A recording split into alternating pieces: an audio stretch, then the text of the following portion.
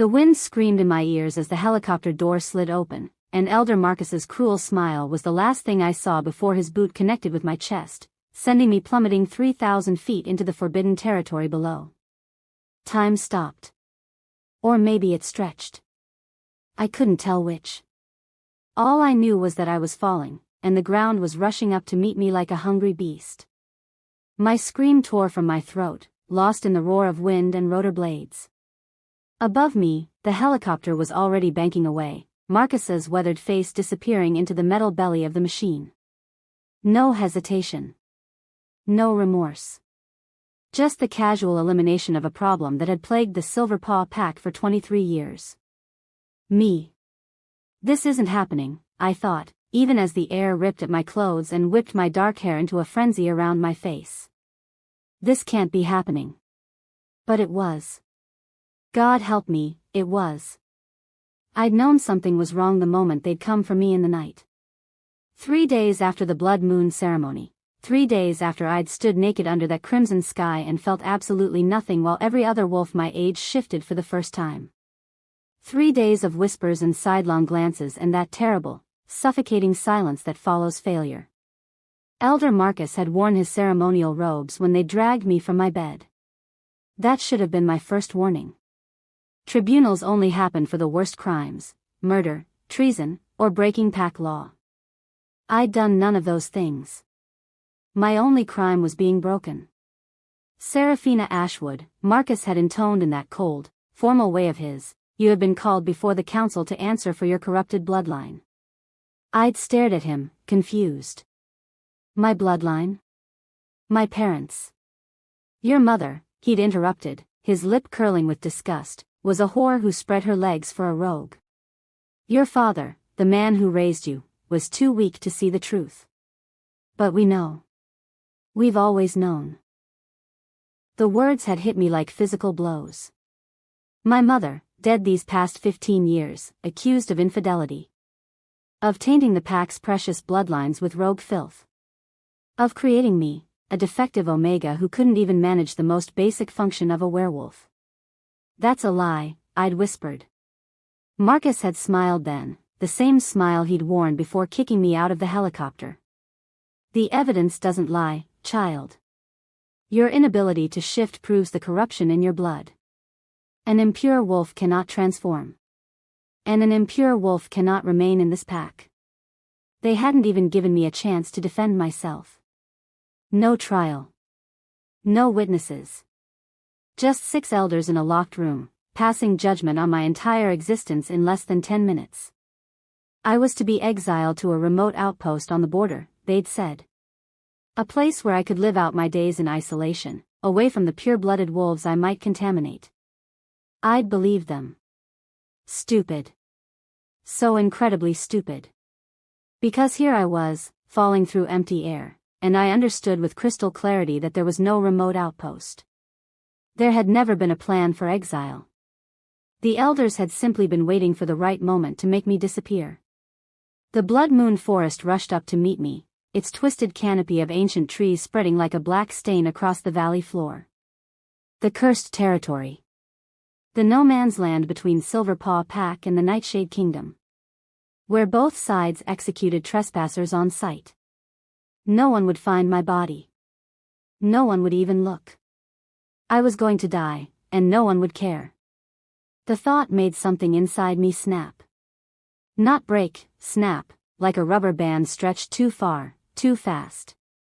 A surge of pure, primal fury flooded my veins, burning away the fear and replacing it with something hot and wild and desperate. No. The word echoed through my mind, through my bones, through the very marrow of my being. No. And then, pain. Excruciating, world-ending pain that felt like my entire body was tearing itself apart from the inside out. My spine arched. My fingers curled into claws. My jaw ached as something tried to push through my gums, my skin, my shift, something howled inside me. Not a voice, exactly. More like an instinct given form. Shift or die. My wolf. After 23 years of silence, the bitch finally decided to show up. But something was wrong. The transformation that should have been fluid and natural felt like forcing myself through a keyhole. Half my body convulsed and changed while the other half remained stubbornly human. Fur sprouted along my arms in patches.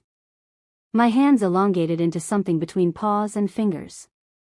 My senses sharpened, smell, hearing, sight, but my shape remained caught between forms. It wasn't enough to fly. But it was enough to slow my fall. I crashed through the canopy like a stone through paper. Branches grabbed at me, tearing clothes and skin. I tried to catch hold, to stop my descent, but my half-formed paws couldn't grip properly. Every impact drove the air from my lungs. Every snap of braking would make me flinch, expecting the final blow that would end everything. Then I hit the ground. The impact knocked whatever partial shift I'd managed right out of me. One moment I was something other, and the next I was entirely human again, broken, bleeding, and sprawled in the dirt like discarded trash. I tried to breathe and tasted blood. Tried to move and felt something grind sickeningly in my ribs. Tried to think and found only pain and fury and a bone-deep exhaustion that made me want to close my eyes and never open them again. Get up, that new voice in my head snarled. My wolf, still there even if she wasn't showing herself. Get up or they win. But I couldn't. My body simply wouldn't obey. Above me, through the gaps in the canopy, I could see stars. Beautiful and distant and utterly indifferent to my suffering. I wondered if my mother had seen stars like this before she died. If she'd been scared. If she'd thought of me. If any of what Marcus said was true. Darkness crept in at the edges of my vision. Not the darkness of night, but something deeper. Something that promised rest and silence and an end to all of this. I was ready to accept it. Then I heard the growl. Low and deep, it rumbled through the forest floor and straight into my shattered bones. A sound that spoke of power and dominance and barely controlled violence. A sound that no sane person would ever want directed at them. I forced my head to turn, every muscle screaming in protest. A wolf emerged from the shadows between the trees. Not just any wolf, the biggest I'd ever seen, even in pictures. His coat was midnight black without a single speck of variation, and his eyes. God, his eyes were silver. Pure, molten silver that seemed to glow in the darkness. They fixed on me with an intensity that made my partial shift seem like a child's trick. This was a real wolf. An alpha wolf. And I knew that scent. Even through the blood and pain and fear, I knew it. Everyone in Silver Paw knew it. We were taught from childhood to recognize it, to fear it, to run from it if we ever encountered it in the wild. Alpha King Ronan Nightshade. Ruler of the Nightshade Kingdom. Destroyer of the Red Moon Pack. Killer of over 100 wolves in the border wars. My pack's most feared enemy. The wolf took a step closer, head low, teeth bared. Another growl rolled through his massive chest. He was deciding, I realized. Deciding whether to kill me quickly or make it hurt. I should have been terrified. Should have begged for mercy or tried to crawl away or done something, anything, other than what I did. I laughed. It came out as more of a wet, choking sound, but it was definitely a laugh. Because of course this was how it would end. Betrayed by my pack, murdered by my enemies. The universe had a sick sense of humor. The wolf froze. His silver eyes narrowed. Go ahead, I managed to rasp out, tasting copper. Finish what they started. For a long moment, he just stared at me. Then, slowly, his form began to ripple. Shift. Transform with the fluid grace that I'd never managed. Within seconds, a man stood where the wolf had been. And what a man. Even in my half-conscious state, I could appreciate the raw beauty of him. Tall and broad-shouldered, with the same black hair as his wolf and those unnerving silver eyes. His face was all hard angles and sharp edges, handsome in the way that predators are handsome, beautiful and deadly in equal measure. He wore dark pants but no shirt, and his chest was covered in scars. Battle scars. Killing scars. He crouched beside me, close enough that I could feel the heat radiating from his skin. "Who," he asked in a voice like smoke and whiskey, "threw you out of my sky?" My sky. As if he owned the very air. Maybe he did. I tried to answer, but the darkness was pulling at me again, harder this time. My vision blurred. His face doubled, then tripled. "Omega," he said sharply, and I felt a hand on my face. Warm. Surprisingly gentle. "Stay awake." "Who did this?" "Silver, Paw," I managed to whisper. "My pack." Something dangerous flashed in those silver eyes. "Your own pack did this to you?" I wanted to explain. Wanted to tell him about the tribunal and Marcus's boot and the lies about my mother. But the words wouldn't come. The darkness was winning. The last thing I felt was arms sliding beneath me, lifting me as if I weighed nothing. The last thing I heard was that smoke and whiskey voice, soft and deadly. "Then they've just declared war." And then there was nothing at all. Wanting to see what would happen next, subscribe to this channel to get to listen to more of our upcoming exciting stories. Click on the subscribe button now. Thank you. Chapter 2. I woke to silk. That was my first thought, hazy and confused as consciousness dragged me up from the depths. Silk sheets against my skin, cool and smooth and utterly foreign. The second thought came with more clarity and a lot more panic. I wasn't dead. I should have been dead. My eyes snapped open, and I immediately regretted it as soft morning light stabbed into my skull. I groaned and tried to sit up, only to discover that while I wasn't dead, I also wasn't in great shape. Every muscle protested. My ribs ached with a deep, bone-bruising pain. And when I touched my head, I found it wrapped in clean bandages. Clean bandages. Silk sheets. And wherever I was, it smelled like pine and snow and something darker, wilder. The memory hit me like a freight train. The fall. The forest. The massive black wolf with silver eyes. Alpha King Ronan Nightshade. I sat up so fast the room spun. I was in a bedroom, no, a chamber. There was a difference. The bedroom I'd occupied in the Silver Paw compound had been functional, a bed, a dresser, a single window. This was something else entirely. The bed alone was bigger than my entire previous room, with 4 carved posts that reached toward a vaulted ceiling. Heavy curtains and deep burgundy-framed windows that stretched from floor to ceiling. The furniture was all dark wood and elegant lines, and honest-to-God tapestries hung on the stone walls. Stone walls. I was in a castle. In Nightshade Castle, if the scent signatures were anything to go by. Deep in enemy territory, surrounded by the wolves who'd spent generations trying to destroy my pack. Former pack, I corrected mentally. Silver Paw had made their position clear when they'd thrown me out of a helicopter. I swung my legs over the side of the bed and discovered someone had dressed me in a soft linen nightgown that definitely wasn't mine. The thought of someone, of him, undressing me while I was unconscious made heat crawl up my neck. But at least they'd bothered to dress me again. And treat my wounds, apparently. Beneath the bandages, I could feel the telltale itch of accelerated healing. They'd given me their medicine, their care. The question was, why? I made it about 3 steps toward the window before the door opened. I spun, too fast, and my ribs screamed in protest. A woman stood in the doorway, and for a moment, all I could do was stare. She was beautiful in that effortless way some wolves were, with long black hair that fell in waves past her shoulders and the same striking silver eyes as. "You're awake," she said, her voice warm and genuinely pleased. "Good." Ronan was starting to pace, and when he paces, everyone suffers. I backed up a step, wobbling slightly. "Who are you?" "Princess Lyanna Nightshade." She stepped into the room, and I noticed 2 guards stationed outside the door. Guards. Because of course I was a prisoner. Ronan's sister.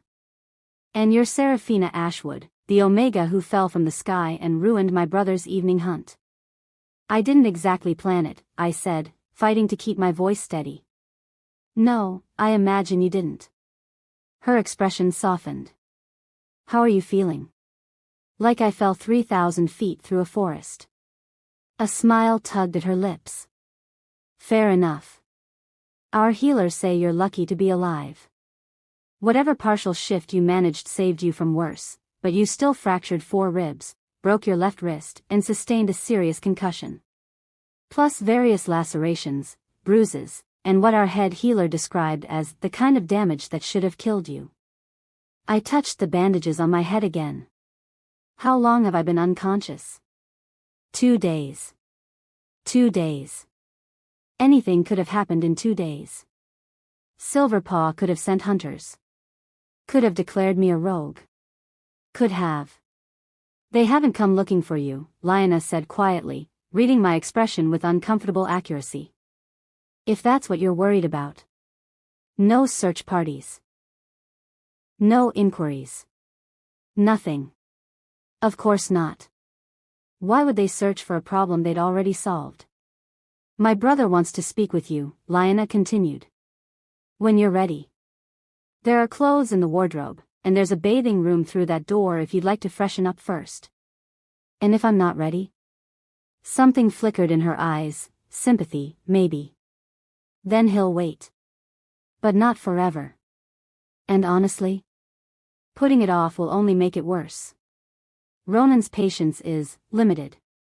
She left before I could respond, the guards pulling the door closed behind her. I heard the distinct click of a lock engaging. Definitely a prisoner, then. I should have been terrified. Should have been planning an escape or plotting how to survive an interrogation with the most dangerous alpha in the territory. Instead, I found myself walking to the wardrobe and opening it to find clothes, real clothes, not the cast-offs I'd worn in Silverpaw. Soft sweaters, sturdy pants, even a few dresses. All in my size. Someone had prepared for me. Expected me to stay. That thought was more unsettling than any threat. I bathed quickly, hissing as hot water found every scrape and bruise. The bathing room was as luxurious as the bedroom, all white marble and silver fixtures. A far cry from the communal showers in the Omega quarters. I tried not to think about what it meant that they'd put me somewhere so nice. Prisoners didn't get silk sheets and private baths. Unless they were valuable prisoners. I dressed in black pants and a deep green sweater that brought out the color of my eyes, or so my mother used to say, back when she was alive and I still believed in things like pretty clothes mattering. The bandages on my head had loosened in the bath, so I carefully unwound them and discovered the wound had already closed.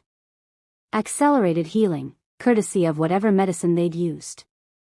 I was running out of excuses to delay. The guards outside my door straightened when I emerged. Both were massive, even by werewolf standards, and both watched me with the kind of wariness reserved for dangerous animals. As if I were the threat here, not them. I'm ready, I said, proud that my voice didn't shake. To see the Alpha King. They exchanged a glance. Then one of them, the one with a scar bisecting his left eyebrow, nodded and gestured for me to follow. Nightshade Castle was even more impressive from the inside. Silverpaw's compound had been functional, built for efficiency and defense. This place was built for power. For dominance. Every hallway we walked through screamed wealth and strength. Paintings of previous rulers lined the walls, their silver eyes seeming to follow me. Weapons were displayed like art, swords and axes and things I didn't have names for, all clearly functional despite their beauty. We passed wolves in the corridors, and every single one stopped to stare. I kept my eyes forward, my chin up, and tried to ignore the whispers that followed in my wake. The Silverpaw Omega fell from a helicopter. What's she doing here? Finally, the guards stopped before a set of massive double doors. One of them knocked, and a voice from within, deep, familiar, sending shivers down my spine, called, "Enter." The doors swung open, and I was ushered into what could only be described as a war room. A huge table dominated the center, covered in maps and markers. Weapons lined the walls. And standing at the head of the table, studying a map with intense focus, was Alpha King Ronan Nightshade. He looked up as I entered, and those silver eyes locked onto me with the same intensity one remembered from the forest. He'd clearly been up for hours, his black hair was slightly disheveled, and he wore a simple black shirt and pants that somehow made him look more dangerous than formal wherever could. "Seraphina Ashwood," he said, and my name in his smoke and whiskey voice made something in my chest tighten. "You're awake." "Apparently." A ghost of a smile touched his lips. "How are you feeling?" "Like I'm about to be interrogated by the man who's killed more of Silverpaw wolves than anyone in history." The smile vanished. "Sit." It wasn't a request. I sat in the chair across from him, refusing to let him see how much my hands wanted to shake. He studied me for a long moment, his expression unreadable. Then he leaned back and crossed his arms. "Let's start with the simple questions," he said. "Why did your pack throw you out of a helicopter?" I'd spent 2 days unconscious, but apparently some part of my brain had been preparing for this. I met his eyes and said, "They deemed me defective." "Defective? I can't shift properly. Haven't been able to, my whole life. After I failed the blood moon ceremony, they held a tribunal and declared my bloodline corrupted. Said my mother had mated with a rogue, making me impure. Then they loaded me on a helicopter, supposedly to take me into exile, and..." I gestured vaguely. "Well, you saw how that ended." Ronan was very, very still. "They executed you for being unable to shift. Apparently that's what you do with defective Omegas." Something dangerous flashed across his face. "And this tribunal, who presided?" "Elder Marcus and 5 others. Names?" "Why? Planning to send them a strongly worded letter?" His eyes flashed, literally flashed, the silver brightening to something almost luminous. His wolf, I realized. Close to the surface, barely controlled. "I'm planning," he said softly, "to do significantly more than that." "Names, Seraphina." The way he said my name, like a caress and a command at once, made my wolf stir. The traitorous bitch had been silent since the forest, but apparently, the Alpha King's voice was enough to wake her. I gave him the names, all 6 elders who'd passed judgment on me in that locked room. He committed each one to memory, his jaw tightening with every name I spoke. When I finished, he was quiet for a long moment. Then, "You're lying about something." My heart stuttered. "Excuse me?" "Not about the tribunal or the fall, those details are too specific, too angry. But you're hiding something." "What is it?" Damn him. Damn his alpha senses and his ability to read people like books. "I'm not." "Are you a spy?" The accusation hit me like cold water. "What?" "A spy," he repeated, leaning forward. "Did your pack stage this elaborate execution to plant you in my castle? Is that the play?" I couldn't help it, I laughed. Actually laughed, sharp and bitter. "Yes, that's exactly it. They broke 4 of my ribs, gave me a concussion, and threw me out of an aircraft just so I could, what? Report back on your furniture choices? Your brother's favorite hunting grounds? You're in the heart of Nightshade territory, Sarah," he said, and the shortened version of my name did something complicated to my pulse. "In my home. My wolves want you executed on sight, it's protocol for Silverpaw trespassers. The only reason you're alive is because I declared you under my protection until I could determine if you're a threat. So forgive me if I'm suspicious of a Silverpaw Omega falling literally from the sky into my forest." "Your forest," I echoed. "Right. Because you own the sky too." "In my territory?" "Yes." The arrogance should have made me angry. Instead, it just made me tired. "I'm not a spy, Alpha King. I'm just a broken Omega who was inconvenient enough to warrant murder. That's all." He studied me for a long, uncomfortable moment. Then he stood and moved around the table, coming to lean against it directly in front of me. Close enough that I had to tilt my head back to maintain eye contact. Close enough that his scent, pine and snow and that wild, dark something, wrapped around me like a physical presence. Your fear is genuine, he said quietly. Your injuries are real. Your anger at your pack is. He paused, something flickering in his eyes. Justified. But there's something you're not telling me, and I need to know what it is. Why do you care? Because you're in my territory. Under my protection. And I don't extend that protection lightly. Then withdraw it, I said, meeting his eyes. Execute me like your protocol demands. It's what Silverpaw wanted anyway. His wolf surfaced again, that silver glow intensifying. No. No. No, he repeated, his voice dropping to something almost dangerous. You're mine now. Under my protection, in my territory, and no one, not your former pack, not my advisors, not even you, gets to decide otherwise. The possessiveness in his tone made my wolf purr. Actually purr, the traitorous creature. I shoved her down and forced myself to stay calm. I'm not yours. I'm not anyone's. You are until I say otherwise. Before I could respond, before I could tell him exactly where he could shove his alpha dominance, the door burst open. A man strode in, his expression thunderous.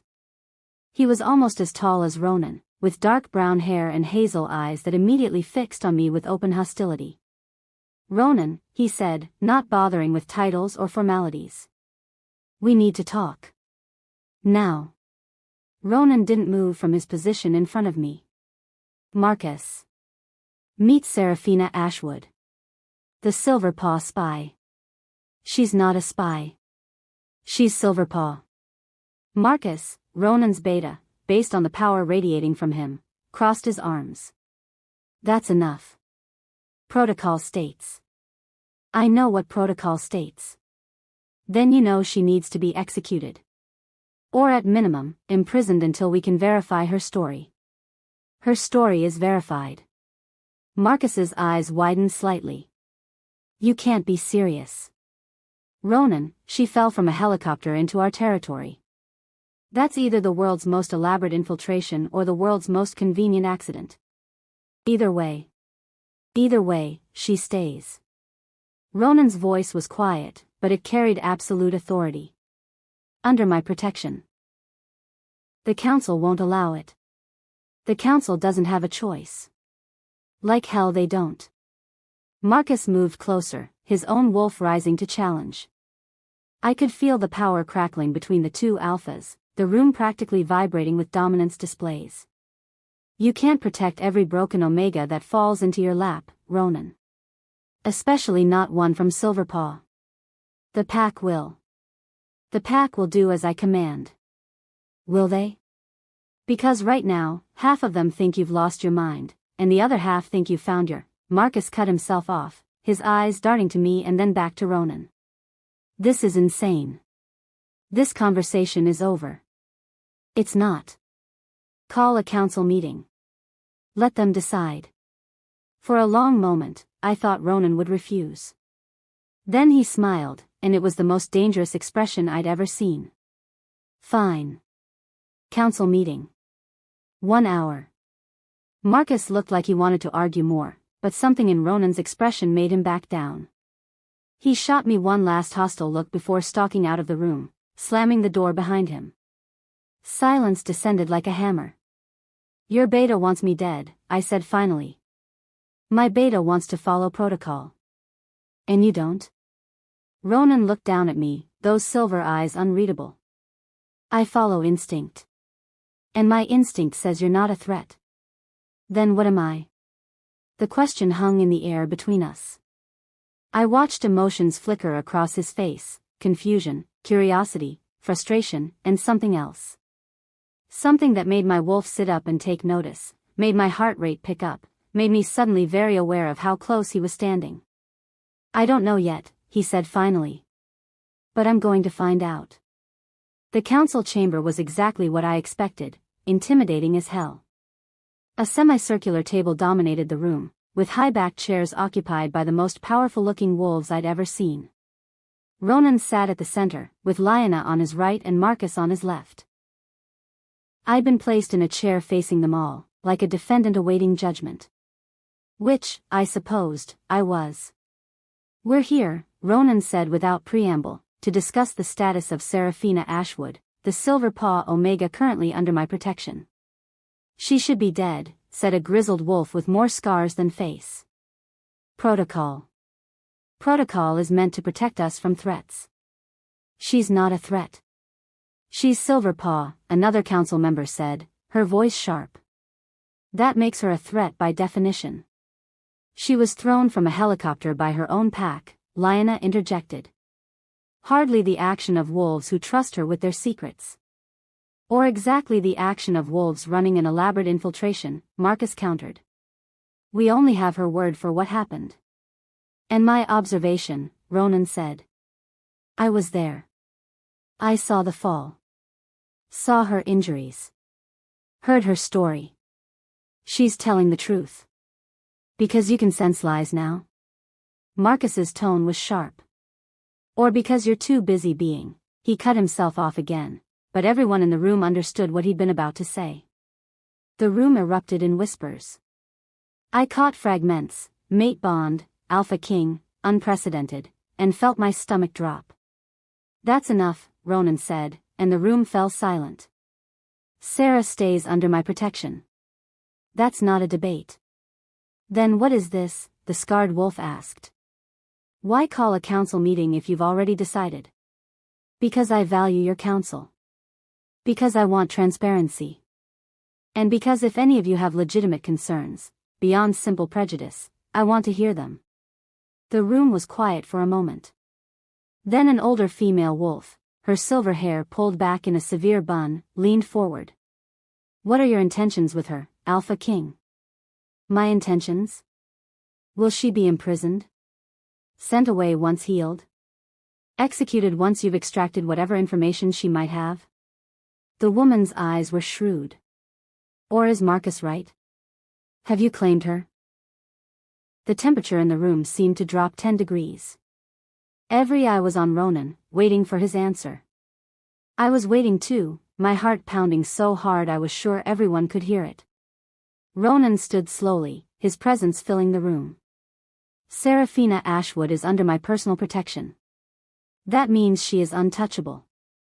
Anyone who harms her, threatens her, or even looks at her wrong will answer to me. She will have freedom within the castle, access to our healers, and every protection afforded to members of this pack. He paused, letting his words sink in. Is that clear? It was more than clear. It was a declaration. The room erupted in shocked murmurs. Marcus looked like he'd swallowed glass. Lyanna was smiling, a small, knowing expression. And me? I felt like the ground had dropped out from under me all over again. You can't be serious, Marcus said. Ronan, you're essentially claiming her as. I know what I'm doing. Do you? Because from where I'm sitting, you've just ignited every rumor mill in the kingdom. By tomorrow, every wolf in Nightshade will believe you found your mate. Let them believe what they want. And what about her? Marcus pointed at me. What does she believe? All eyes turned to me. I stood on shaking legs, my mind racing. This was insane. Alpha King Ronan Nightshade was offering me protection, status, everything I'd been denied in Silverpaw. But at what cost? And why? I believe, I said carefully, that I'm grateful for the Alpha King's mercy. But I'm not anyone's mate. I can't be. Why not? Lyanna asked, genuine curiosity in her voice. Because I'm broken, I wanted to say. Because I'm corrupted and defective and no alpha would ever want me, let alone the most powerful alpha in the territory. But I couldn't say that. Couldn't admit that weakness to these wolves. Because I barely know him, I said instead. Ronan's lips twitched, almost like he wanted to smile. A fair point. This is madness, Marcus said. Complete madness. You're risking everything, our security, our reputation, our relationship with the other packs, for a broken Omega you found in the woods. The words hit harder than they should have. Broken. That's what I was. What I'd always be. Careful, Beta, Ronan said softly, dangerously. The broken Omega, is under my protection. Insult her again, and we'll have problems. Marcus stood abruptly. Fine. Protect her. Coddle her. But when this blows up in your face, and it will, don't say I didn't warn you. He stalked out, leaving the council chamber in tense silence. The meeting dissolved after that, council members filing out with varying expressions of confusion, concern, and in a few cases, open hostility.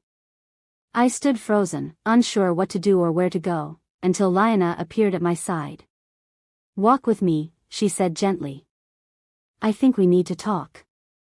I followed her out of the council chamber and through the castle corridors until we reached a garden courtyard. It was beautiful, with manicured hedges and late-blooming flowers, completely enclosed by castle walls. Private. My brother, Lyanna said, settling onto a stone bench, is many things. Ruthless, powerful, occasionally terrifying. But he's not impulsive. If he's protecting you like this, there's a reason. What reason could he possibly have? That's what I'm trying to figure out. She studied me with those unsettling silver eyes. Tell me about your wolf, Sarah. Really tell me. What happened during the blood moon ceremony? I sat beside her, exhausted and overwhelmed. Nothing happened. That's the problem. Every other wolf my age shifted for the first time. But me?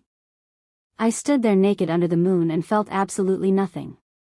No pull, no change, nothing. The elders said it was because my bloodline was corrupted. Corrupted how? They claimed my mother mated with a rogue. That I'm impure. That's why I can't shift properly. Lyanna was quiet for a long moment, her expression thoughtful. Then she said something that changed everything. What if they were lying? What? Not about your mother, though I doubt that's true either, but about what it means. About why you can't shift. She leaned forward, her voice dropping. Sarah, what do you know about the original pack? The what? The original pack. The first werewolves, before we divided into territories and kingdoms. Before we became this. She gestured vaguely. They say the original pack was more powerful than any modern alpha. That their wolves were so strong, so pure, that they could only shift during specific lunar phases. That their power was dormant until they needed it, I whispered, thinking of the fall. Of how my wolf had finally surfaced when death was imminent. Exactly.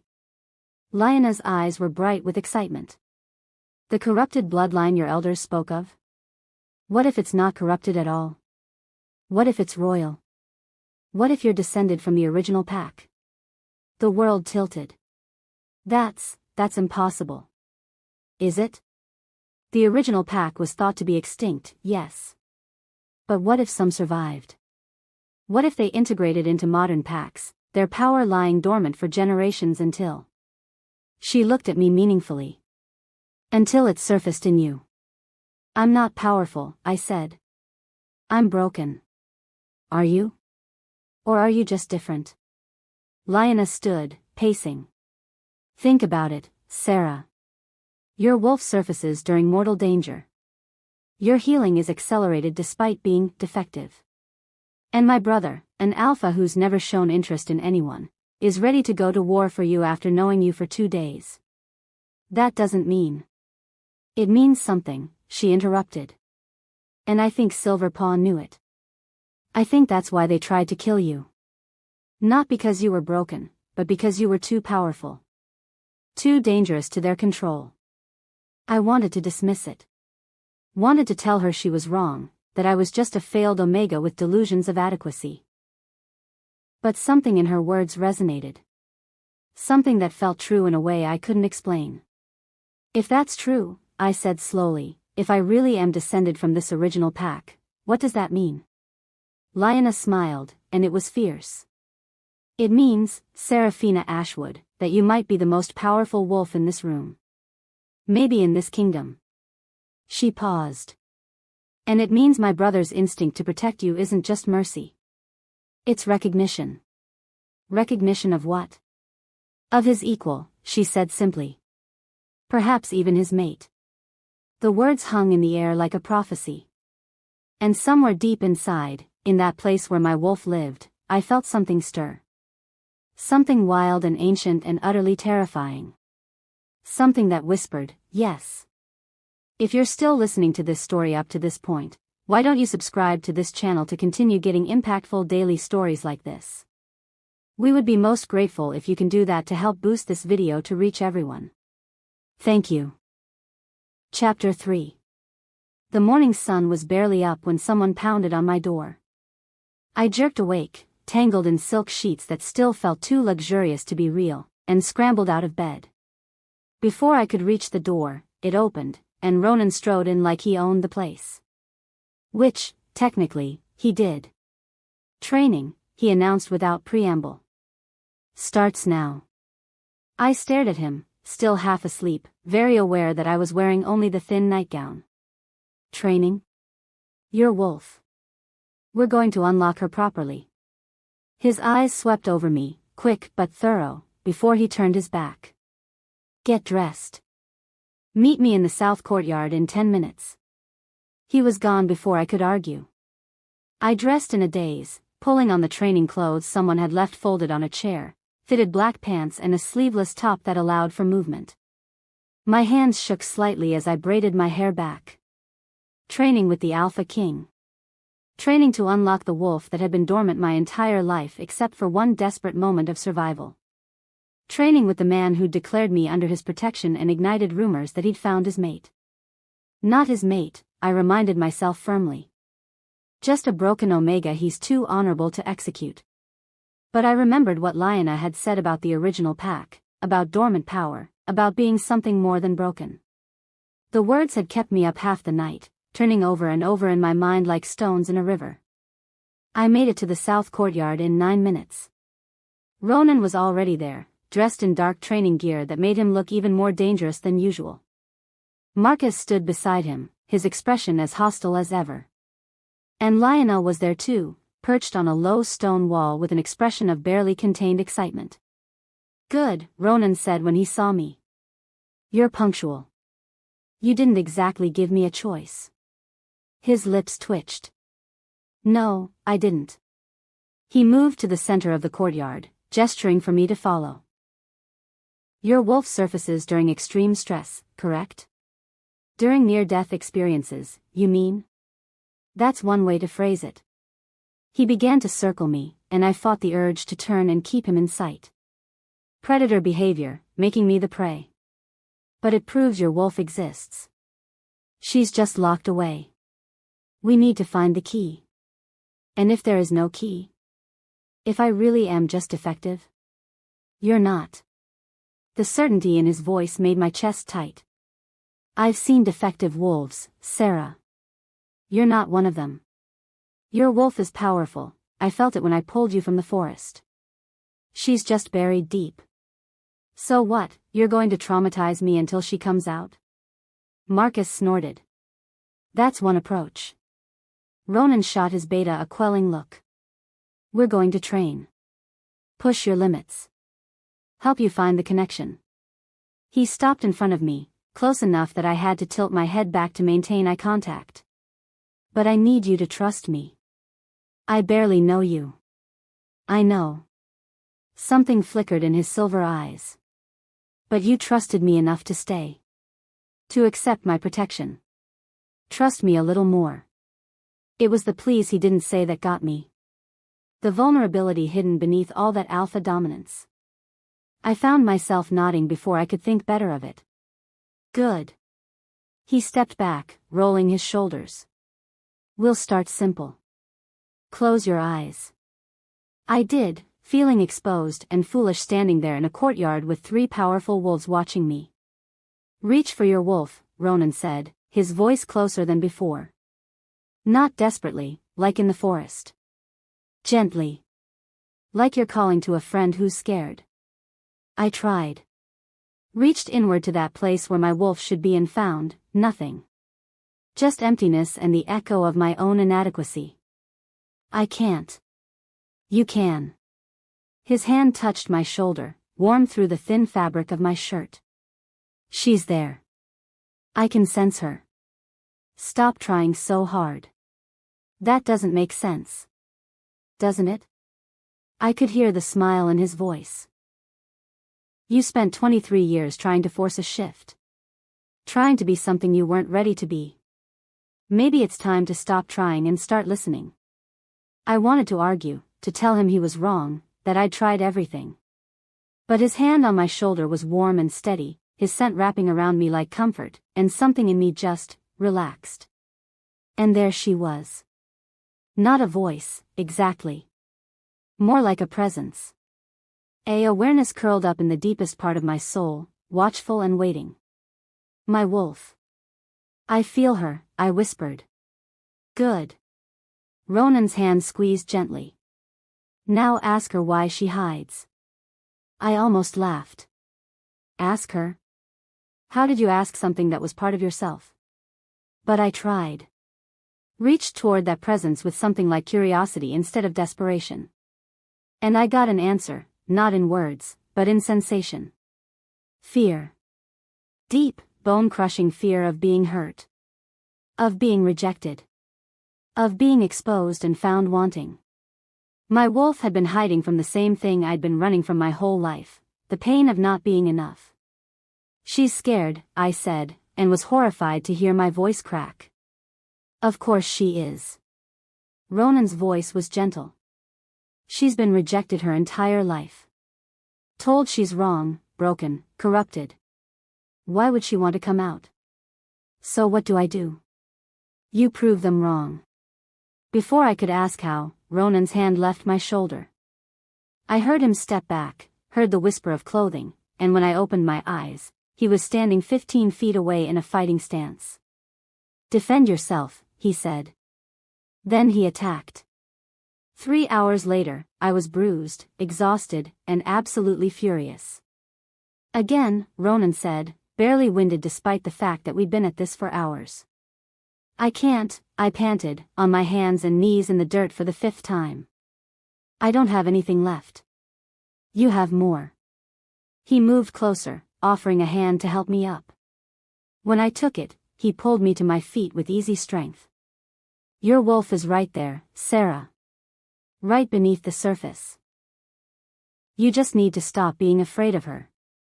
I'm not afraid of her. I'm afraid of failing again. Same thing.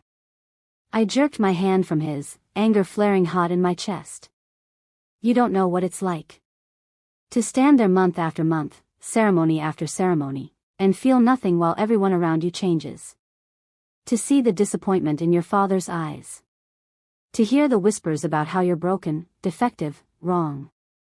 My voice was rising, but I couldn't stop it. You're an alpha king.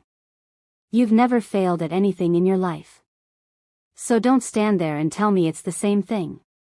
Ronan was very still, his silver eyes fixed on me with unnerving intensity. You're angry. Of course I'm angry. Good. A slow smile spread across his face. Use it. And then he was moving again, faster than before, his hand reaching for me. Instinct took over.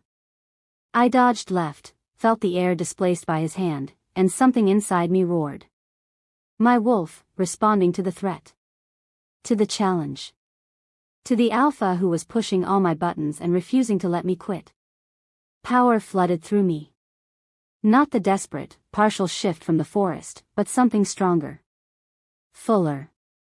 My spine arched as bone and muscle restructured. My hands hit the ground, but they weren't hands anymore, they were paws. Massive paws covered in fur that wasn't brown or black or gray. Platinum white. Shimmering like moonlight. I heard gasps from the walls, where a crowd had gathered without my noticing. Heard Lionel's delighted laugh. Heard Marcus curse under his breath. And I heard Ronan's voice, soft and awed, there you are. I lifted my head and met his eyes, and saw my reflection in them. A wolf. Enormous, nearly the size of Ronan's alpha form. But where his coat was midnight black, mine was the color of starlight. And along my legs, my flanks, my face, markings. Swirling patterns that seemed to shimmer and shift, ancient and beautiful and utterly foreign. Mine, my wolf said, her voice clear for the first time in my life. And I wasn't sure if she meant my body or the Alpha King staring at me with something like wonder in his eyes. Then Ronan shifted, his own transformation fluid and perfect, and his massive black wolf approached me with careful, respectful steps. He circled once, scenting, and I felt the power radiating from him. Alpha dominance that should have made me cower. Instead, my wolf stood taller. Met his eyes. Didn't back down. Because we were equal. I felt it in my bones, in my blood. Whatever I was, whatever power the original pack had left sleeping in my veins, it put me on par with an Alpha King. The realization was terrifying. Ronan shifted back first, standing naked and unconcerned in the courtyard as the crowd quickly averted their eyes. Someone tossed him pants, which he pulled on without hurry. Shift back, Sarah, he said gently. You've done enough for today. I tried. Reached for my human form the way I'd reached for my wolf. But my body didn't respond. Panic clawed at my chest. Easy. Ronan moved closer, dropping to a crouch in front of me. Your wolf doesn't want to go back yet. She's been caged for too long. But you're in control. You decide. So take a breath, and pull yourself back. Gently. It took 3 tries. 3 attempts at finding that balance between human and wolf, between conscious thought and animal instinct. But finally, my body shifted, bones restructuring, fur receding, until I was human again, naked and shaking in the courtyard dirt. A cloak settled around my shoulders immediately. Lyanna, her face bright with excitement, helping me to my feet. That, she said, was incredible. I couldn't speak. Could only stand there wrapped in the cloak, staring at my hands like they belonged to someone else. I'd shifted. Fully, completely shifted. After 23 years of failure, I'd finally done it. And my wolf was white. Marked. Different from any wolf I'd ever seen. Get her inside, Ronan ordered, his voice carefully neutral. Food and rest. We'll debrief later. But as Lyanna led me away, I caught Ronan's expression. Saw the way he stared at the spot where I'd been standing, his silver eyes dark with something I couldn't read. Something that looked almost like recognition. Or fear. The news spread like wildfire. By evening, every wolf in Nightshade Castle knew about the white wolf. By the next morning, ravens were arriving from neighboring packs, all asking the same question: what was the Alpha King hiding? I heard the whispers everywhere I went. In the corridors, the dining hall, the gardens. White wolf. Ancient markings. Original pack. Some were excited. Others were frightened. And a few, like Marcus, were openly hostile. This is going to cause problems, I heard him tell Ronan 3 days after my first shift. I wasn't supposed to be listening, but I'd been passing by the war room when their raised voices caught my attention. Every pack in the territory is going to want her. Want to study her. Use her. And you've painted a target on your back by protecting her. Let them try. Ronan's voice was cold. Anyone who comes for her goes through me. That's exactly the problem. You're the Alpha King. You can't afford to be distracted by. Careful, Beta. A long silence. Then Marcus, quieter. You can't mate her, Ronan. You know you can't. My heart stopped. I know, Ronan said finally, and the words felt like a knife between my ribs. The kingdom needs a political alliance. We're barely holding the northern borders against the rogues. The southern packs are getting restless. I need to marry someone who brings power, connections, military strength. Celeste, Marcus said. Your betrothal to her is still binding. Her pack controls the southern territories. If you honored that arrangement, I know what it would mean. Then why are you hesitating? I see the way you look at the Ashwood girl. I see your wolf responding to her. But Ronan, you're not just any alpha. You're a king. Your personal wants don't matter when weighed against the good of the kingdom. I didn't wait to hear more. Couldn't bear to hear Ronan agree, to hear him confirm that I was just a distraction. A complication. Something he couldn't afford despite whatever his wolf felt. I ran. Back to my room, past curious guards and whispering servants, until I could close the door and lean against it, breathing hard. You're not just any alpha. You're a king. Of course. Of course he couldn't mate me. What had I been thinking? That discovering I could shift would change anything? That being descended from some ancient bloodline made me suitable for an alpha king? I was still just Sarah. Still an Omega. Still unwanted. My wolf whined, disagreeing, but I shoved her down. She might be powerful and ancient and marked with mysterious symbols, but she was still locked in my defective body. Still part of a woman who wasn't enough. A knock at the door made me jump. Sarah? Lyanna's voice, concerned. Can I come in? I wiped my eyes quickly and opened the door. She took one look at my face and slipped inside, closing the door behind her. You heard, she said. It wasn't a question. About your brother's betrothal? Yes.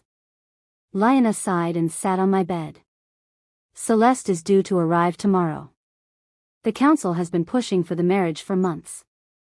Her pack controls the southern territories, and we need their military support to hold the borders. I understand. Do you? Yes. I moved to the window, staring out at the castle grounds. He's a king. He needs a political alliance.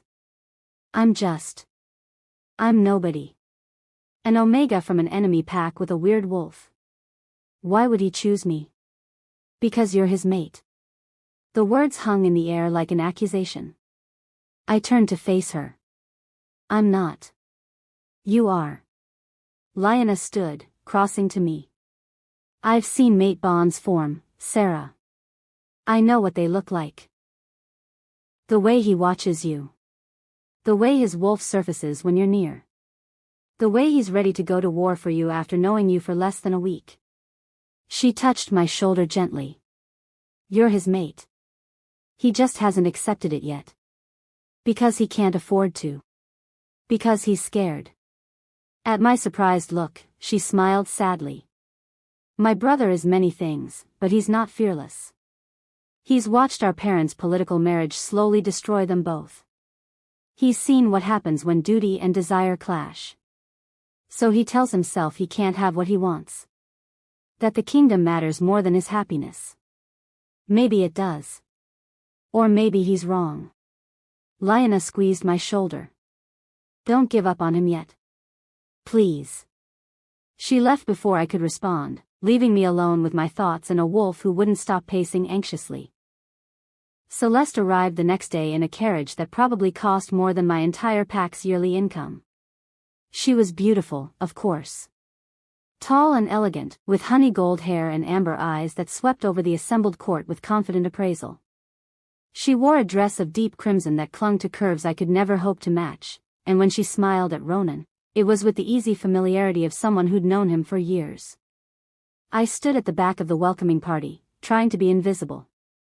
Trying not to notice how good they looked together, the dark alpha king and his golden betrothed. A perfect political match. Alpha King Ronan, Celeste said, her voice like honey. It's been too long. Lady Celeste. Ronan took her offered hand and kissed it formally. Welcome to Nightshade. I hear you've had some excitement since we last met. Her amber eyes found me across the courtyard, and something sharp flickered in them. A white wolf, the rumors say. How fascinating. Just rumors, Ronan said smoothly. But I saw the way his jaw tightened. The way his shoulders tensed. Celeste laughed, the sound practiced and perfect. Of course.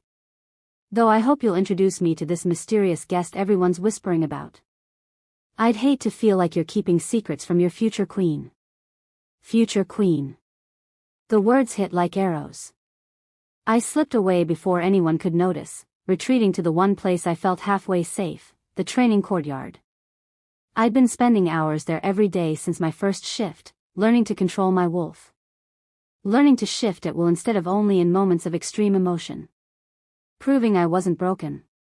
But right now, standing alone in the empty courtyard, I felt more broken than ever. A week passed in a blur of formal dinners and political discussions I wasn't invited to.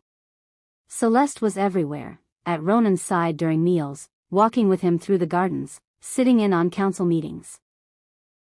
She was charming and intelligent and everything a queen should be. Everything I wasn't. I threw myself into training, pushing harder than I should. My body protested, but my wolf gloried in it. In the freedom of running on 4 legs, of testing her strength, of being finally real. Lyanna joined me sometimes, and we ran together through the forest surrounding the castle. She was faster than me, more experienced, but my wolf was learning quickly. Growing stronger every day. You're a natural, she said one afternoon as we rested by a stream. It's like you were always meant to be a wolf. Like the human form is the cage, not the other way around. Maybe she was right. Maybe that's what the original pack had been, wolves first, humans second. Maybe that's why I'd never felt right in my own skin until now. On the 8th day, a delegation arrived from Silverpaw. They came under a banner of peace, requesting a meeting with the Alpha King. Elder Marcus led them, his expression carefully neutral. But I saw him as they entered the castle, saw his eyes widen when he spotted me in the crowd. Saw recognition. And fear. And something else. Something that looked like calculation. Peace negotiations, Marcus said skeptically when the delegation was announced. From the pack that's been trying to destroy us for 50 years? Suspicious, Ronan agreed. But he couldn't refuse. Not without breaking ancient protocols about diplomatic immunity. A formal dinner was arranged. I was told to attend, my presence was requested specifically by the Silverpaw delegation. Ronan had argued against it, but the council overruled him. Refusing would be seen as a sign of fear. So I dressed in the finest clothes they'd given me, a deep green dress that brought out my eyes, and tried to ignore the knot of dread in my stomach. The dining hall was magnificent. Long tables groaned under the weight of elaborate dishes. Candles cast everything in warm, golden light. And at the head table, Ronan sat with Celeste on his right. I was seated 3 chairs down. Close enough to be included, far enough to remember my place. Elder Marcus was directly across from me, and the moment our eyes met, I knew this was a trap. The dinner progressed with painful formality. Speeches about peace and cooperation and healing old wounds. Everyone said the right words, made the right gestures. But underneath, I felt the current of danger flowing like an underground river. Marcus felt it too.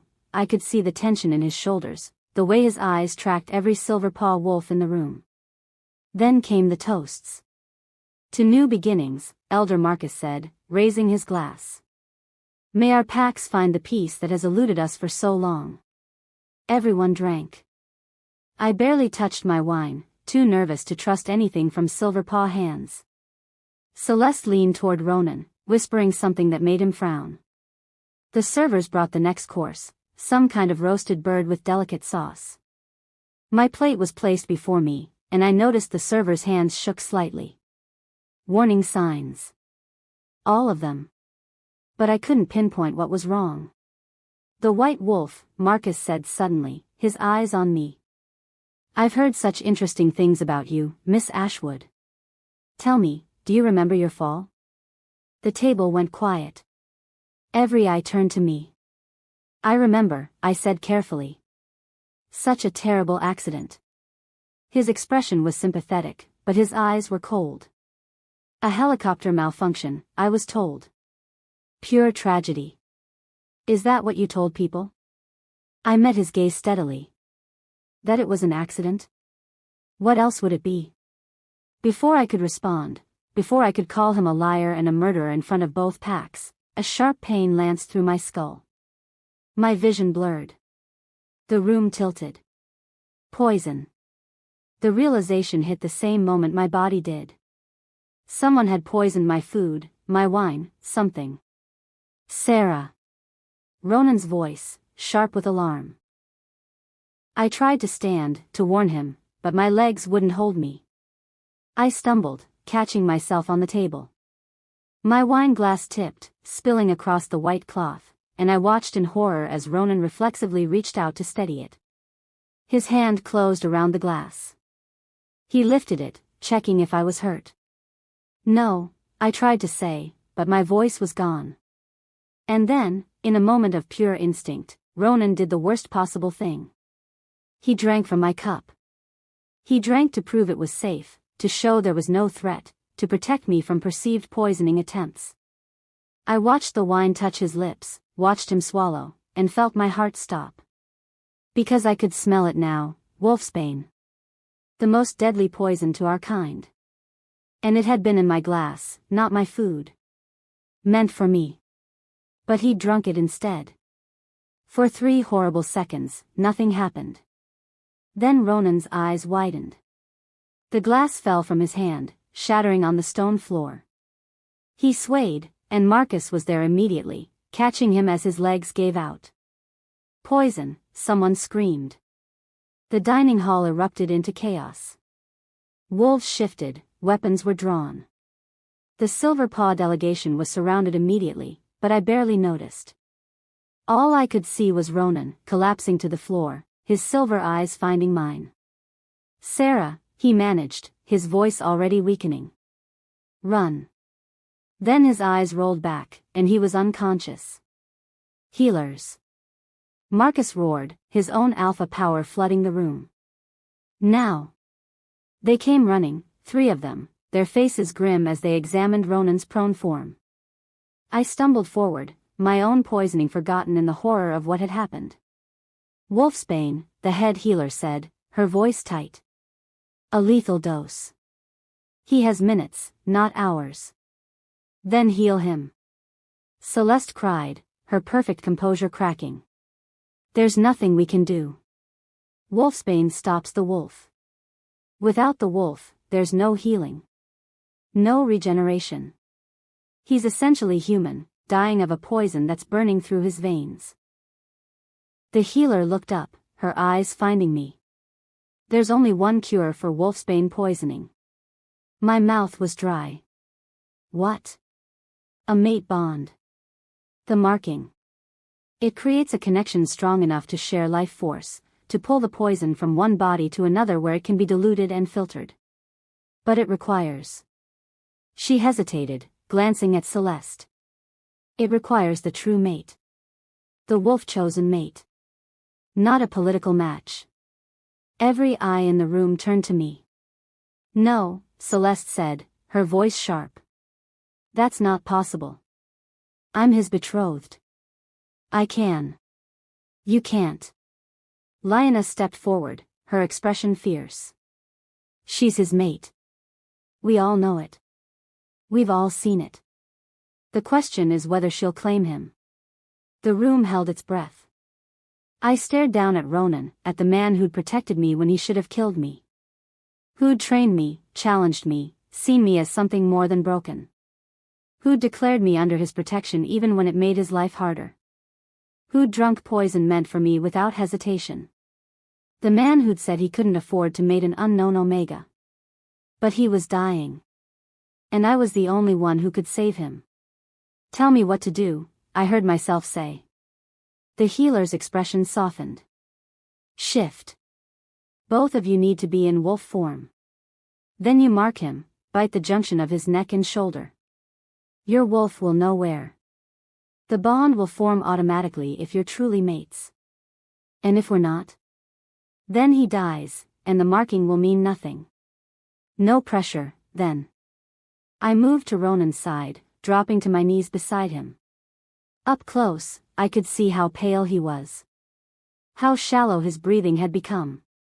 How the veins in his neck were turning black as the poison spread.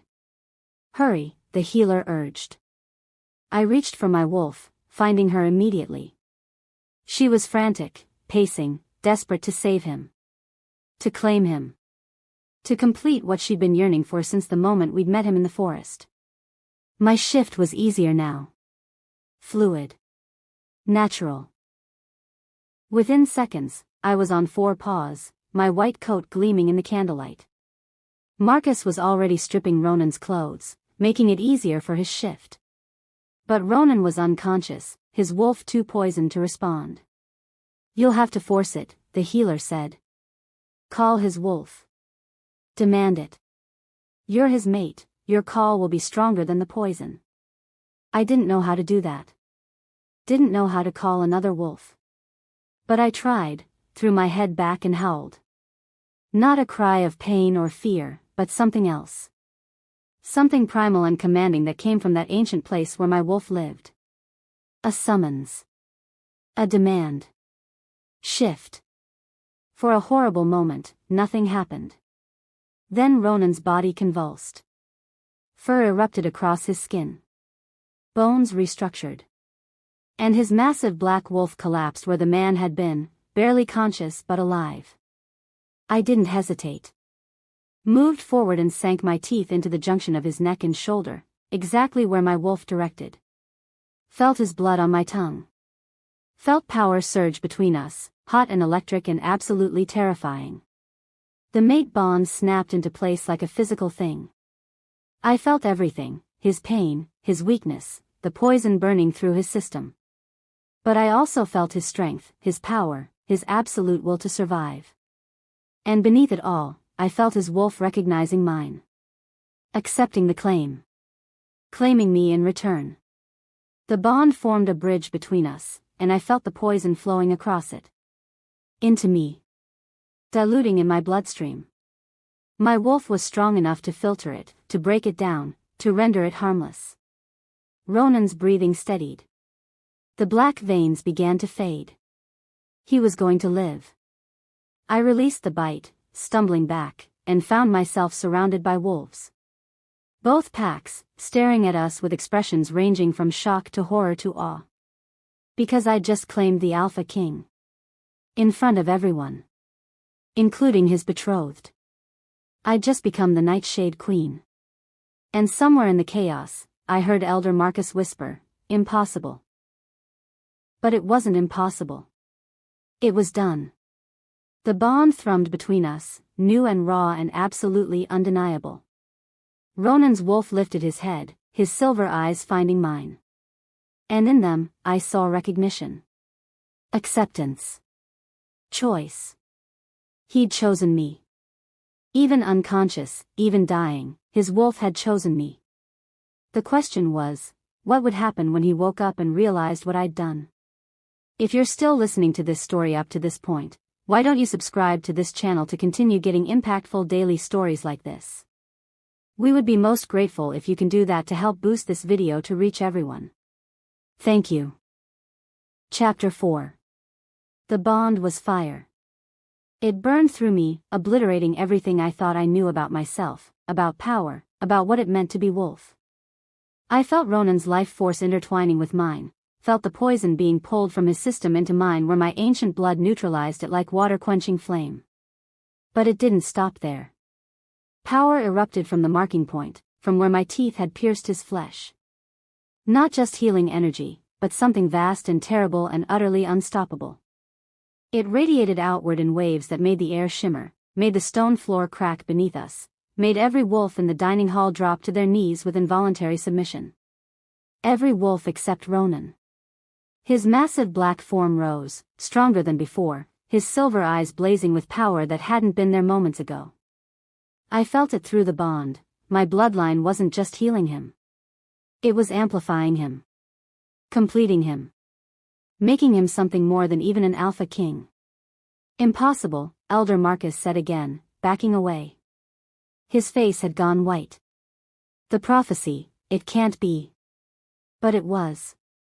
Whatever I'd unlocked wasn't just a mate bond. It was something older. Something that had been sleeping in my blood for 23 years, waiting for this exact moment. The power wave hit its peak, and I heard windows shattering.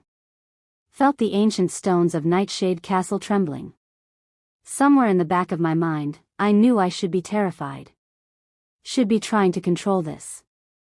Instead, my wolf threw her head back and howled.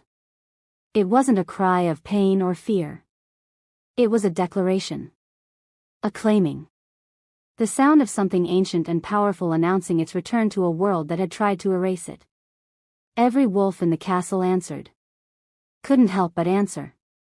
Their howls rose in a chorus that shook the very foundations, acknowledging what their instincts knew even if their minds couldn't comprehend.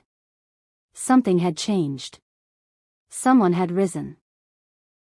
And nothing would ever be the same.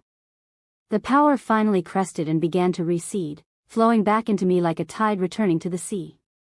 I shifted back to human form without conscious thought, finding myself kneeling naked on the cracked stone floor, Ronan's blood still on my lips. He shifted beside me, and someone, Lyanna, was there immediately, throwing cloaks over both of us. But I barely registered the gesture. All I could focus on was Ronan's silver eyes, locked on mine with an intensity that made my breath catch. "Sarah," he said, his voice rough. "What did you do?" "I saved you." My voice was shaking. "I'm sorry. I know you said you couldn't afford to mate me, but you were dying, and I couldn't just." He kissed me.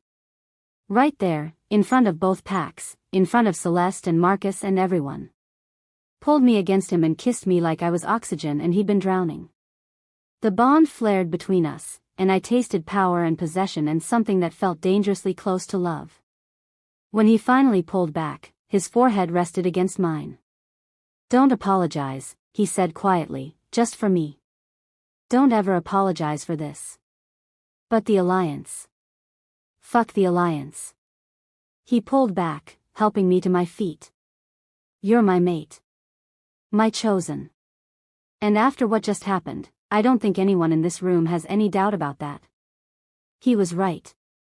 The wolves who'd been kneeling were starting to rise, their expressions dazed. Some looked odd. Others looked terrified. And a few, including Marcus, looked like they were starting to understand something that made them reassess everything. "What was that?" Celeste demanded, her perfect composure completely shattered. "That power, Omegas can't do that. They can't." "She's not just an Omega," Lyanna said, moving to stand beside us. Her expression was fierce with vindication.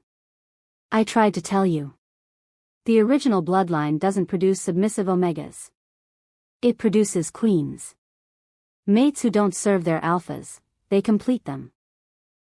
"The original pack is extinct," Celeste insisted, but her voice wavered. "Clearly not." Marcus stepped forward, and I tensed, expecting hostility. Instead, he dropped to one knee. "High Queen." The title hung in the air like a prophecy. "I'm not," I started, but Marcus cut me off. "Look at them." He gestured to the assembled wolves. "They're all feeling it. The pull. The recognition. You're not just Ronan's mate. You're something more. Something we haven't seen in generations." Movement near the doors caught my attention. Elder Marcus and his delegation were trying to slip away in the chaos. But Nightshade warriors blocked their path, weapons drawn. "Going somewhere?" Ronan asked, his voice deadly quiet. He'd risen to his feet, still wrapped in the cloak, and the power radiating from him now was terrifying. The bond hadn't just healed him, it had made him stronger. Faster. More dangerous. "You came under a banner of peace and attempted assassination. That's a death sentence under any pack law." "You don't understand," Marcus said, his composure finally cracking. "We had no choice. The prophecy." "What prophecy?" I demanded, finding my voice. Marcus's eyes found me, and what I saw there was pure terror. "The white wolf will rise from ash and blood, unite the scattered packs, and bring an end to the old order. That's what the oracles said 20 years ago. That's why we had to." He cut himself off, but the damage was done. Had to what? Ronan's voice was soft. Dangerous. Silence. Then Lioness said quietly, the massacre. 20 years ago. The families that were killed, they said it was rogues, but it wasn't, I finished, pieces clicking into place. It was the elders. They killed the original bloodline families. To prevent the prophecy, Marcus said, his voice hollow. To maintain order. The original bloodline produced wolves too powerful, too dangerous. They refused to submit to pack hierarchy. They challenged the elders' authority. So we eliminated them. Every family. Every bloodline.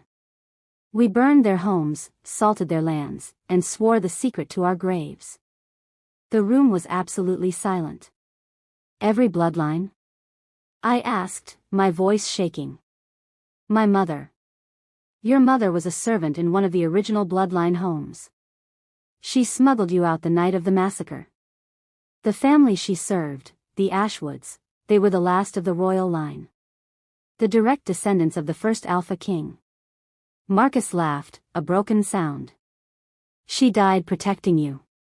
Lived in Silverpaw for 15 years, pretending you were the daughter of a random rogue affair, all to hide what you really were. Tears burned my eyes. My mother. My brave, brilliant mother who'd let them call her a whore, who'd accepted shame and whispers and disgust, all to protect me. The delayed shift, Lioness said softly. The inability to transform, it wasn't a defect. It was a defense mechanism. The original bloodline wolves don't shift until they're strong enough to handle the power. Until they're ready. And I wasn't ready, I said. Not until I fell. Not until I had to be. You were supposed to die, Marcus said bitterly. When you failed the Blood Moon ceremony, I convinced the other elders that you were proof of corruption. That you needed to be eliminated before you could spread your taint. I never imagined. He gestured at me, at the cracked floor, at the visible aura of power still clinging to my skin. I never imagined you'd survive. That you'd unlock your heritage. And now? Ronan asked, his hand finding mine, our fingers interlocking. Now that she has? Marcus looked at me, and what I saw in his eyes was acceptance. Defeat. Now the prophecy comes true. The white wolf rises. The old order falls. He dropped to his knees. Do what you will with me, High Queen. I accept my death. I'm not, I started, but stopped. Because looking around the room, I saw wolves watching me. Waiting. Expecting something. Expecting me to lead. Before I could figure out how to respond, horns sounded from the castle walls. 3 sharp blasts, the signal for an approaching party under peaceful banner. Now what? Marcus muttered. We found out quickly enough. A messenger burst into the dining hall, breathless. Alpha King. A party from Silverpaw approaches. They fly both the peace banner and the white flag of surrender. Surrender? Ronan's grip on my hand tightened. To whom? The messenger's eyes found me. To the White Wolf, sir. They're asking for the White Wolf. We assembled in the courtyard, a strange procession of Nightshade and Silverpaw wolves united by confusion and curiosity. Ronan stayed at my side, and I was grateful for his presence. For the bond humming between us, steady and strong. The Silverpaw party rode through the gates, and I recognized the wolf at their head immediately. Alpha Thorn, the young, supposedly weak alpha who'd taken over after his father's death 5 years ago. He was flanked by warriors I recognized from my pack days, wolves who'd never been part of the Elder Council's inner circle. Thorn dismounted and walked straight to me. Up close, I could see he wasn't weak at all, just young, and tired, with the weight of leadership carved into the lines around his eyes. He was maybe 30, with light brown hair and dark eyes that assessed me carefully. Then he did something that made my breath catch. He dropped to one knee. Behind him, his warriors followed suit. Seraphina Ashwood, he said, his voice carrying across the silent courtyard. I come before you to acknowledge the crimes of Silverpaw. To confess our pack's sins and beg forgiveness from the rightful heir of the original throne. Thorn, I started, but he continued. 3 days ago, I discovered evidence of the Elder Council's conspiracy. Documents detailing the massacre 20 years ago. Plans for your execution. Proof of their corruption that went back generations. His jaw tightened. I called an emergency pack gathering. Presented the evidence. The elders who remained after Marcus's departure were tried and stripped of their positions. Some accepted punishment. Others. He paused. Others fought. We had to put them down. A small civil war, then. In my former pack. I don't have the power to rule Silverpaw, Thorn continued. I took the alpha position because no one else would, but I'm not strong enough to hold it against challengers. The pack is fracturing. We need. He looked up at me, and I saw desperation in his eyes.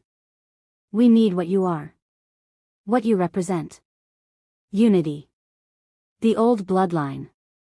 Someone strong enough to unite the packs and end the corruption that's been eating us alive for decades. I can't, I started, panic rising. I don't know how to rule a pack. I'm just. You're the High Queen, Lioness said, moving to stand beside me. The prophecy was clear. You unite the packs. You bring a new order. But I don't want. The bond flared, and I felt Ronan's emotions through it. Pride. Fear. And underneath it all, acceptance. He knew what this meant. What I was being offered, or burdened with. You don't have to decide now, he said quietly.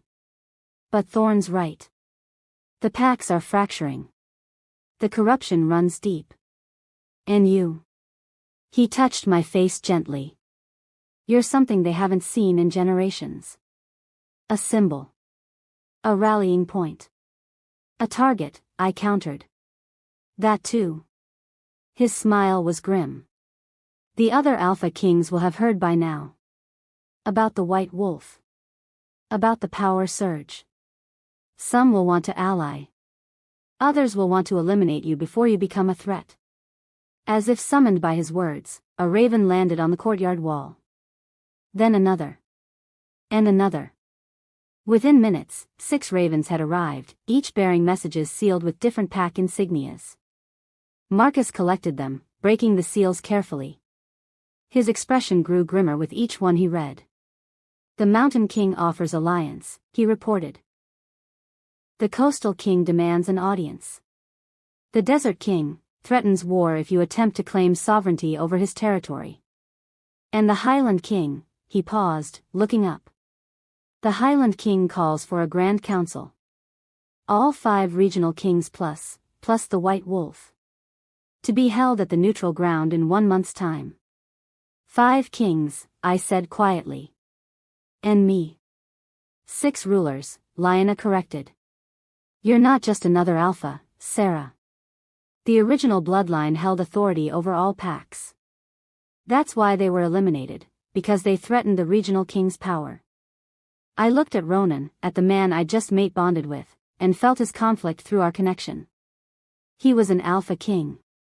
He'd built his power, defended his territory, earned his position through strength and strategy. And now his mate was potentially going to outrank him. We need to talk, I said quietly. Alone. He nodded, and we left the courtyard amid curious stares and whispered speculation. He led me to his private quarters, rooms I'd never seen before. They were surprisingly simple. A large bed, a desk covered in maps and reports, weapons on the walls. The rooms of a warrior, not a king. The moment the door closed behind us, I felt the full weight of the bonds settle into place.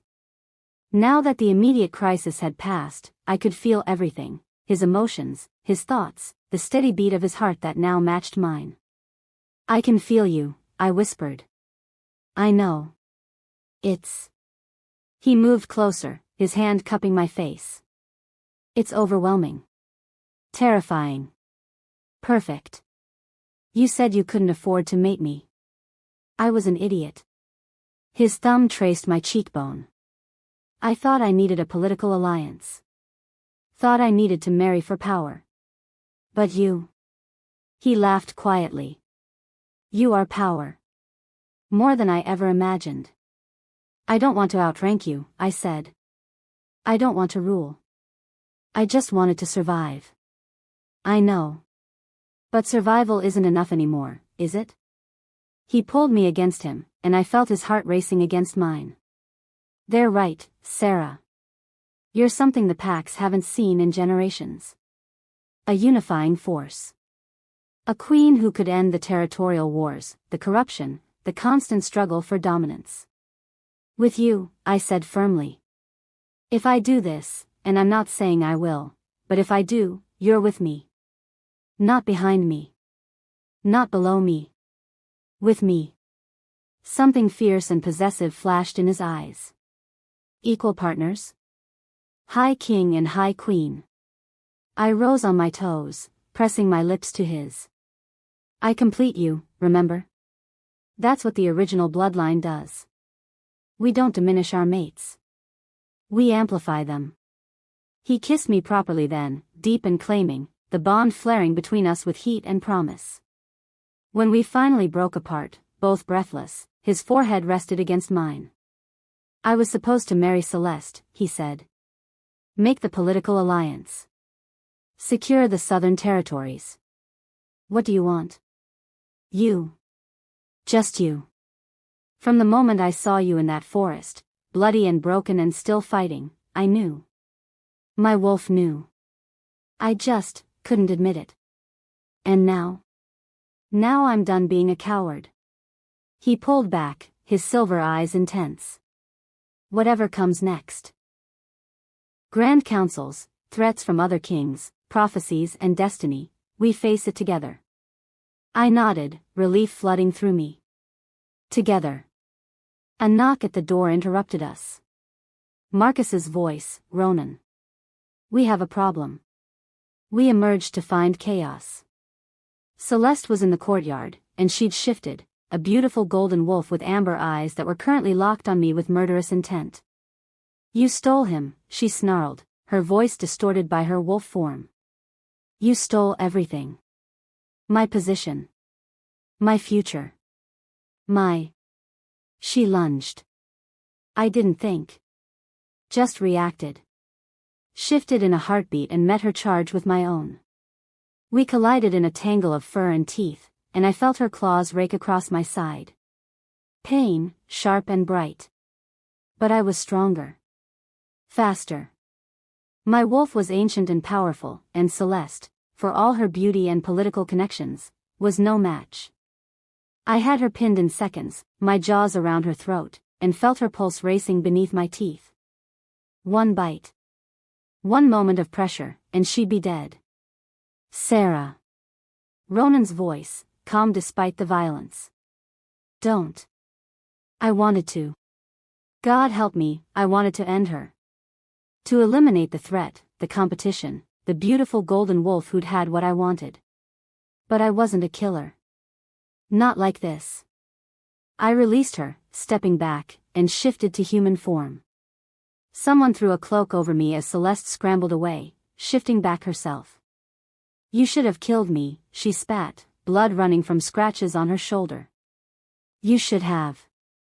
I don't kill out of jealousy, I said quietly. Or fear. Or spite. If you want me dead, Celeste, you'll have to do better than that. Her amber eyes narrowed. Then she reached beneath her torn dress and pulled out a knife, silver, etched with runes. A weapon designed specifically to kill wolves. Happily, she said, and threw. The knife flew straight and true, aimed at my heart. I saw it coming, tried to dodge, knew I wouldn't make it. Ronan moved faster than thought, faster than anything I'd ever seen. He caught the knife mid-flight, his hand closing around the blade. Blood welled between his fingers, but he didn't flinch. That, he said quietly, was a mistake. His wolf surfaced, those silver eyes glowing with lethal intent. And I felt through the bond what he was about to do. What the law demanded he do. Celeste had attacked his mate with lethal intent. Had broken guest law. Had proven herself a traitor and a threat. She had to die. Ronan, Celeste backed away, fear finally replacing her rage. Please. We grew up together. Our families. Tried to use you as a pawn in a political game neither of us wanted. He advanced, slow and deliberate. I never loved you, Celeste. Never wanted you. And you just tried to kill my mate. I'm sorry. So am I. He moved. One moment he was human, the next he was the massive black wolf, and Celeste barely had time to scream before his jaws closed around her throat. It was quick. Merciful, considering. When he shifted back, she lay dead at his feet, her amber eyes staring at nothing. The courtyard was absolutely silent. Let it be known, Ronan said, his voice carrying to every corner. Anyone who threatens my mate will face the same end. There are no exceptions. No political considerations. No mercy. His eyes swept the assembled wolves. She is mine. I am hers. And that bond is worth more than any alliance, any treaty, any throne. He turned to me, blood still on his lips, and I felt the bond thrumming with fierce protectiveness and possessive pride. Are you hurt? No. My voice was steady despite the violence I'd just witnessed. I'm fine. Good. He pulled me against him, and I felt him shaking slightly. The aftermath of adrenaline, of killing someone he'd known his whole life. I need you to be okay. Because what comes next is going to be hell. He wasn't wrong. The month until the Grand Council passed in a blur of preparation and politics. The other Alpha Kings sent delegations, some friendly, most wary. The Silver Paw wolves who'd come with Thorn remained at Nightshade, swearing themselves to my service despite my protests. And every day, more wolves arrived, drawn by rumors of the White Wolf and the prophecy of a new order. Lyanna helped me navigate pack politics. Marcus taught me strategy. And Ronan. Ronan was my anchor. My partner. The one constant in a world that was changing too fast. The bond between us deepened with each passing day. I could feel his emotions, his thoughts. Could sense when he was in danger or stressed or happy. And he could feel mine, the fear, the doubt, the growing acceptance that maybe I really was meant for this. The Grand Council was held at the Neutral Grounds, a vast stone amphitheater built centuries ago for exactly this purpose. When conflicts arose between kingdoms, the Alpha Kings gathered here to negotiate under ancient law that prohibited violence on these sacred stones. I'd never seen anything like it. Thousands of wolves filled the terraced seats, representatives from every pack in the 5 kingdoms. And at the center, on raised thrones arranged in a circle, sat the 5 Alpha Kings. Ronan of Nightshade, dark and dangerous. Theron of the Mountain Kingdom, massive and scarred. Kasha of the Coastal Kingdom, silver-haired and shrewd. Dante of the Desert Kingdom, lean and calculating. And Magnus of the Highland Kingdom, grizzled and traditional. They watched as I entered the amphitheater, walking alone as protocol demanded. I wore white, a dress Lyanna had insisted on, simple but elegant, that made my dark hair and green eyes stand out. My wolf walked beside me in spirit, her presence steady and sure. The assembled wolves went silent as I approached the center. Waiting. Watching. Seraphina Ashwood, Magnus said, his voice gravelly with age. The White Wolf. You've caused quite a stir. I didn't intend to, Alpha King. Intention matters little when it comes to prophecy. He leaned forward, his eyes intense. The question before us is simple, are you what they say? The heir to the original pack? The High Queen of Prophecy? I looked at each of them in turn, these powerful alphas who commanded kingdoms and armies. Who'd built their power through strength and strategy and sometimes brutality. Then I looked at Ronan, at my mate, and felt his confidence through the bond. His belief in me. I am descended from the original bloodline, I said clearly. I carry the royal markers. I possess the power that was thought extinct. But I'm not here to claim dominance over you. I'm not here to take your thrones or diminish your authority. Then why are you here? Kasha asked, her sharp eyes assessing. Because the old order is broken. I gestured to the assembled wolves. Packs fracturing. Territory wars draining resources. Corruption eating kingdoms from within. The regional divisions that made sense centuries ago are now chains holding us back. We're stronger together. Stronger united. United under you? Dante's tone was sharp. United under a federation. I'd spent weeks working out this proposal with Ronan and Marcus. A council of the 6 kingdoms, 5 regional, 1 royal.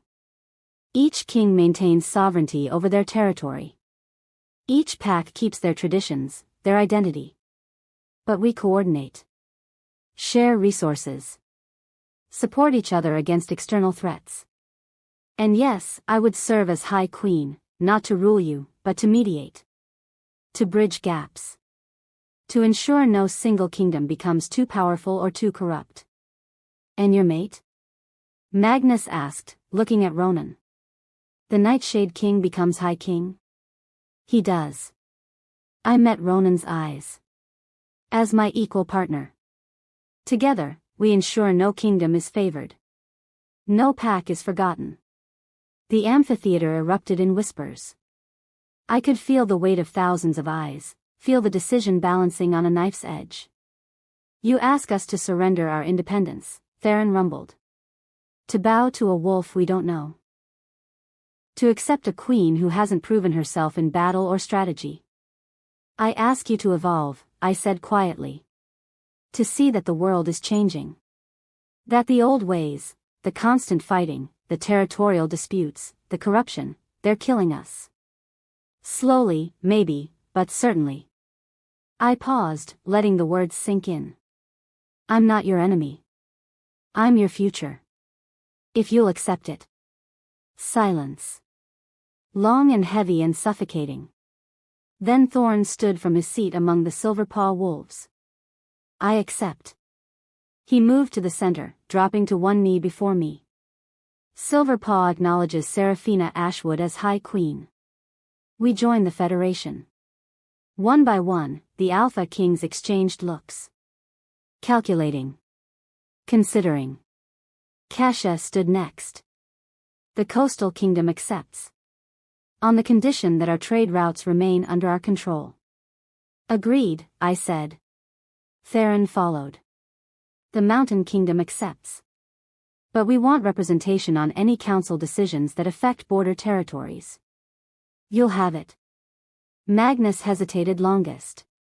Then, slowly, he stood. The Highland Kingdom accepts. Though we reserve the right to withdraw if this federation proves detrimental to our people. Fair enough.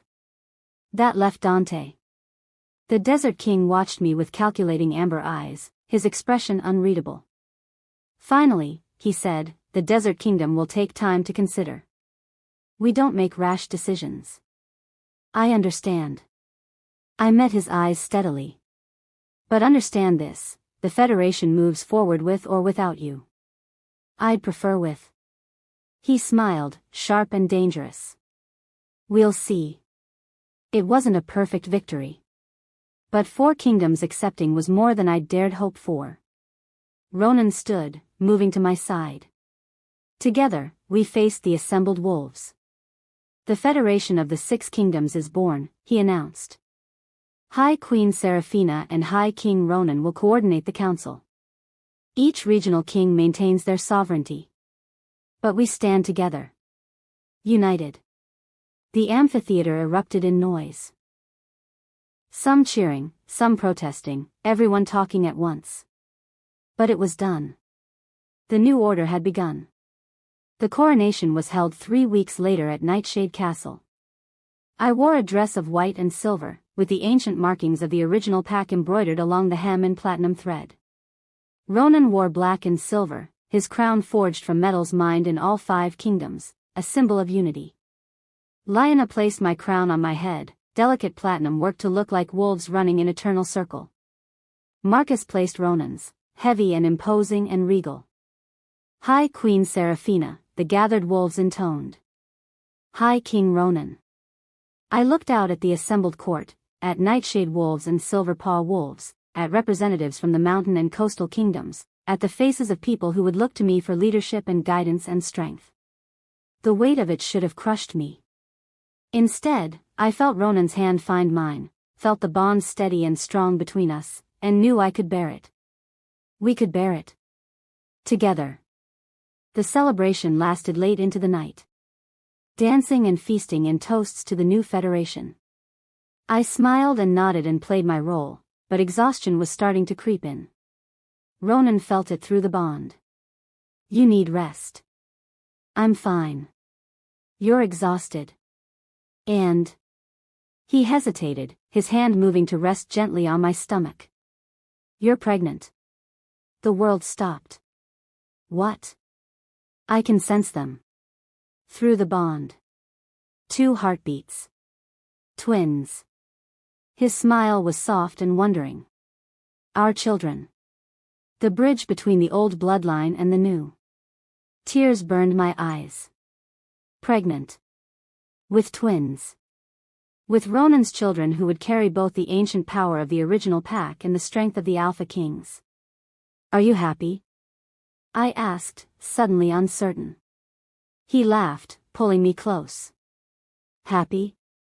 Sarah, I'm terrified. But yes. So incredibly yes. We slipped away from the celebration, seeking the quiet of our private quarters. Just us, the bond, and the future growing inside me. I was starting to undress when a servant knocked. Apologies, High Queen. But a letter arrived. The messenger said it was urgent. Ronan took the letter, frowning at the unmarked seal. He broke it open, and I watched his expression shift from confusion to concern to something like dread. What is it? He handed me the letter wordlessly. The script was old-fashioned, elegant, written in ink that seemed to shimmer in the candlelight. To the White Wolf and her mate. Congratulations on your coronation.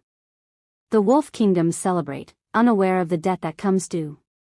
The original pack was not eliminated by your kind alone.